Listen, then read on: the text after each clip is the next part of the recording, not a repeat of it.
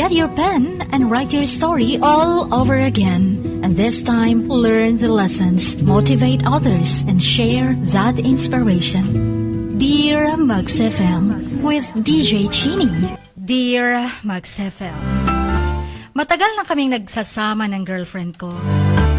Akala ko, tunay yung pagmamahal niya sa akin. Pero hindi ko alam na may plano pala siyang lokohin ako. Nagsimula to nung humihingi na siya ng pera sa akin.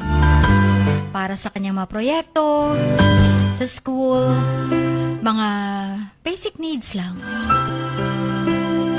Nung una, syempre, okay lang sa akin. Girlfriend ko naman eh. Kung anong ikakasaya niya, binibigay ko. Hindi ko pinagdududahan ang mga sinasabi niya sa akin. Dahil akala ko naman totoo yung mga projects niya. Pero nung maglaon na, nalaman ko na lang na ginagamit niya pala ang pera ko. Ginagamit niya lang ako para sa kanyang sariling interest at mga luho. Nang malaman ko yung katotohanan, nasaktan ako ng husto. Parang hindi ko ba alam kung paano ko siya mapapatawad. Pero hindi ako nawala ng pag-asa, Chin. Nagsimula akong mag-investigate tungkol sa kanya. At nalaman ko lahat ng mga sikreto niya. Ganun pala ang ginagawa niya, nakikipagrelasyon. Tapos makikinabang siya. Ginamit ko yung information na nakuha ko about sa mga secrets niya upang makapaghiganti sa kanya. Ipinakita ko sa kanya na hindi ako basta-basta matatalo.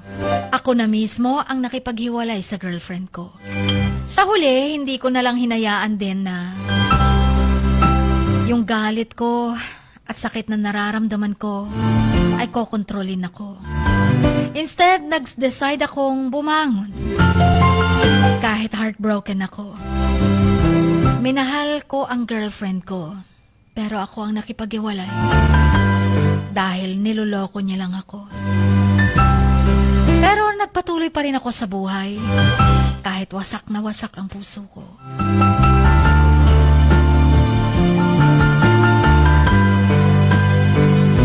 Ginamit ko ang karanasan kong to upang matuto, magkaroon ng lakas, at naging mas maingat na ako sa mga taong nakakarelasyon ko. Hindi ko na hinahayaang madaliin yung pagtitiwala ko sa iba.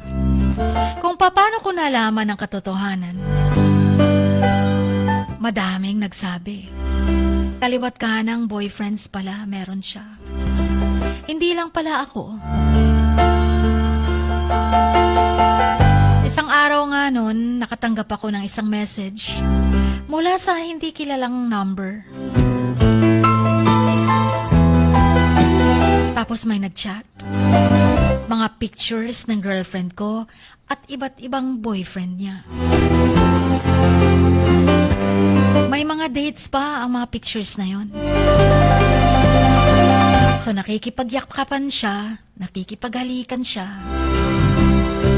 Nung mga panahong kami pa. Hindi ko lubos matanggap na ganito ang ginagawa ng girlfriend ko sa likod ko. Alam mo ba yung nakita ko yung mga pictures nila?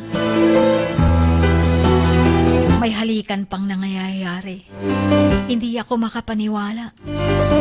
Doon ko na lang nalaman na may iba palang karelasyon niya. Hindi lang lalaki, kahit tomboy pinatulan niya. Ginagamit niya ako para sa pera, para sa mga material na bagay. Akala ko pa naman ako lang ang mahal niya. Sobra siyang sweet eh. Kaya nagpa siya ako nung kumprontahin siya tungkol sa mga nalaman ko. Hinarap ko siya, pinakita yung ebidensya. Sinabi ko sa kanyang alam ko na ang lahat. Hinding-hindi ko na siya kayang pagkatiwalaan pa. Sa huli, nagpa siya akong putulin na nga ang lahat ng ugnayan namin. Nagtangka pa siyang magpaliwanag. Sising-sisi na daw siya. Huwag ko lang daw siyang iwan. Hihiwalayan niya daw lahat ng karelasyon niya. Pero hindi ko na siya pinaniwalaan, Shane. Sinabi ko sa kanya na tapos na kami. Sinabi ko sa kanyang hindi ko na siya mahal pa. Unti-unti akong nakaka-move on sa buhay ko, sa puso ko. Masakit man, pero alam kong mas mabuti na to para sa akin. Alam mo ba, Chin, matapos ko siyang hiwalayan, hindi siya sumuko. Sinubukan niya pa akong i-chat, tawagan, lahat-lahat na. Gustong makipag-ugnayan ulit.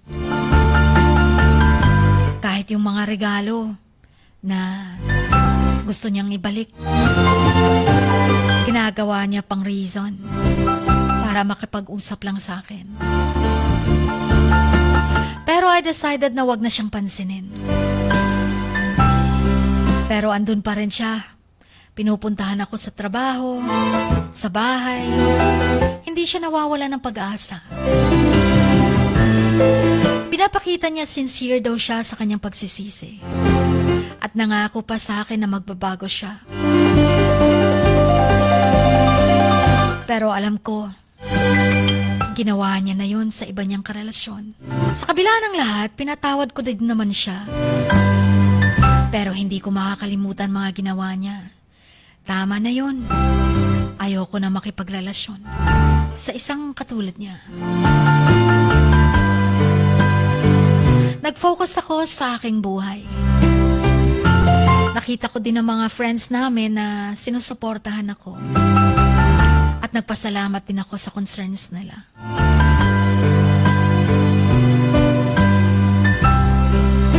Until one day, wala nang isang girlfriend na umaaligid-aligid sa akin. Pinili niya ng lumayo at wag nang akong abalahin pa.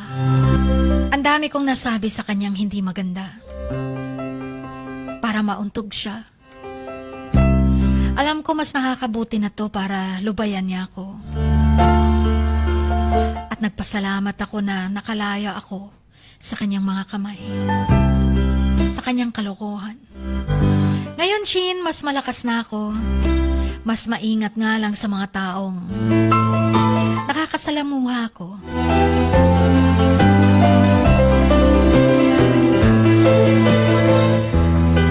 Kahit papano may aral akong natutunan sa experience na to. Kahit unang-una ko siyang minahal. Kahit sobrang nakakawalang ganang mabuhay kapag broken-hearted ka.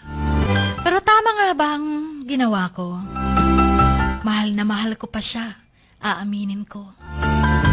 Pero tama bang talikuran ko siya? Wag nang bigyan ng second chance. Kasalanan ko ba kung dalang-dala na ako? Hanggang dito na lamang at itago niyo na lang ako sa pangalang Mikey.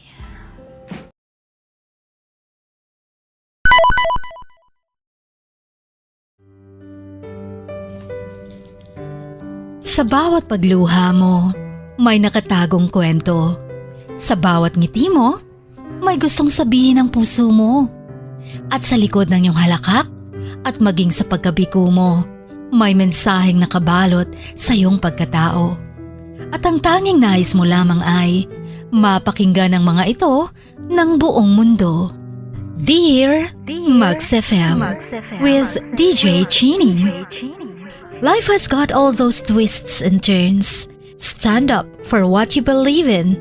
What lies behind you and what lies in front of you pales in comparison to what lies inside of you. Dear Max FM with DJ Chini. Sabi nga nila, ang pagsusulat kapag masyado mong diniinan hanggang sa susunod na pahina ay nagmamarka.